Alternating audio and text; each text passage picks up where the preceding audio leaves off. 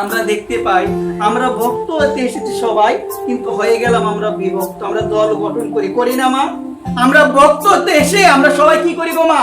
আমরা একটা দল গঠন করি। তো এই জায়গায় বলছে ভক্ত হলো সবাই, তারা একত্রিত ভাবে তারা অবস্থান করবে, তাদের মধ্যে বিন্দু পরিমাণ কোনো দেশ, বিন্দু পরিমাণ কোনো হিংসা থাকবে না।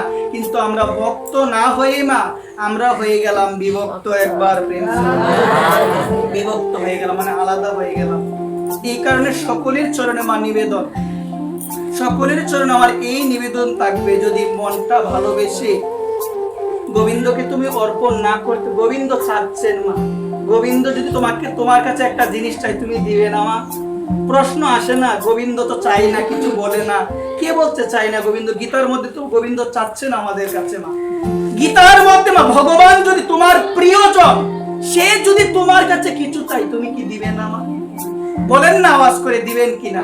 তোমার কোনো প্রিয় মানুষ তোমার কাছে কোনো কিছু যখন আবদার করে, তোমার কাছে সেটা না থাকলেও তুমি কিন্তু সেটা তাকে যে করি হোক ব্যবস্থা করে তুমি তাকে দাও। তাহলে এই জগতে আমাদের প্রিয়জন কে গো? আমরা বলবো, আমরা বলতে পারি মা, আমরা বলবো যে আমাদের প্রিয়জন হলো সংসারের স্ত্রী, পুত্র, পরিজন, ঘর বাড়ি, এগুলো আমাদের প্রিয়জন। কিন্তু শাস্ত্র বলছে মা এগুলো কখনো প্রিয়জন হতে পারে না, এগুলো হলো প্রয়োজন। এগুলো কি গো মা? যতদিন প্রয়োজন বর্তমান থাকবে ততদিন ভালোবাসা বিদ্যমান থাকবে। তুমি বিছানায় পড়ো মা, যত ধরনের ভালো সংসারী হোক না কেন মা, বর্তমান সময় যত ধরনের ভালো সংসারী হোক না কেন, তুমি বিছানায় পড়ে দেখো তোমার সেই আদর, সে ভালোবাসা বেশি দিন থাকবে না, বেশি দিন কিন্তু থাকবে না। এটা মা তুমি যদি একটা বার এখনো যদি দুইটা চোখ বন্ধ করে দিয়ে চিন্তা করো, তুমি বিছানায় পড়ে গিয়েছো, যে ছেলেকে অনেক আদর করতে, ছেলে মা ভালোবাসে কমবি, ছেলে তো খারাপ হয় না, কিন্তু মাঝে মধ্যে অন্য একটা কারণে হয়ে যায় মা, এমন একটা পরিস্থিতির মধ্যে পড়ে যে কি করবে তখন সে আর ভেবে পায় না। একবার প্রেম সে বলো রাধে রাধে। তো এই জায়গার মধ্যে বলছে মা, মনোযোগ সহকারে শোনো।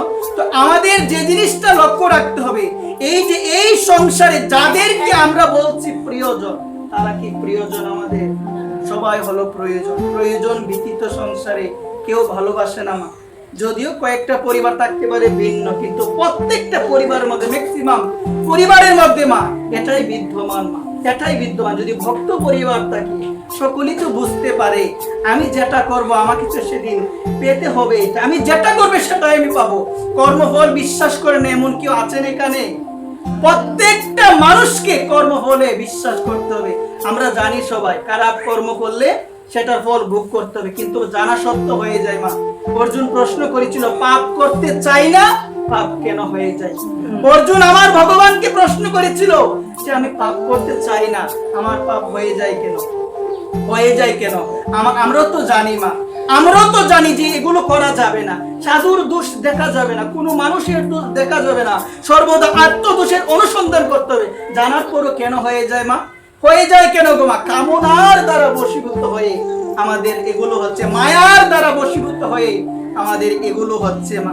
এই কারণে যারা বুদ্ধিমান, যারা বুদ্ধিমান তাদের জীবনে যতটুকু সময় গুরুত্বপূর্ণ সময় রয়েছে তারা সমস্ত সময় আমার ভগবানের চরণে অর্পণ করে দিয়ে। একবার প্রেম ছিল।